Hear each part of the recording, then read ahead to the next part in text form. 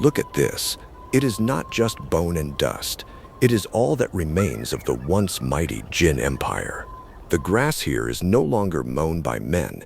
It is fed by the blood of those who dared to stand against the wrath of heaven. They did not emerge from stories or legends. They came from the frozen, unforgiving void of the great steppe. Temujin, the man they would call Genghis Khan, he was a shadow born in the high mountains, a storm that no wall could contain. He promised his warriors the entire world, but first he had to drown that world in a sea of red. The great walls of the east, the people thought they were safe behind their stone giants. Fools. A wall is nothing but a cage you build for yourself. The Khan did not need to climb them. He only needed to wait. Year after long year, his iron ring tightened around the throat of Zhongdu. Hunger is a far more patient ally than any blade. And then, the sky itself turned black, not with rain, but with massive stones and burning pitch. Do you hear that roar?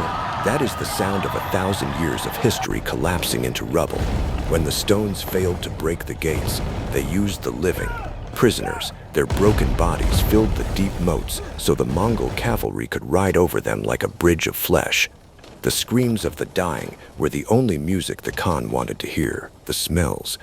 They say you could smell the burning city for 50 miles against the wind.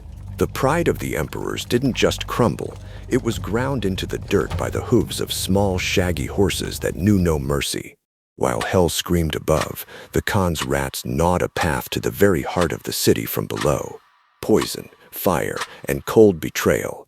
The golden capital was transformed into a massive, silent funeral pyre. They say that after the city finally fell, the very earth became slick and greasy from the fat of the dead. Death was the only law. Women, children, the oldest scholars, all were made equal before the cold edge of the Mongol blade. The Khan does not forgive pride. He demands total submission, or the eternal silence of the grave. Zhongdu fell, but for the rest of the world, this was only the beginning of the nightmare. One city was not enough. One empire was not enough. The shadow of the Mongol bow was just starting to stretch across the earth. Fear the silence, for the thunder of 100,000 hooves always follows it.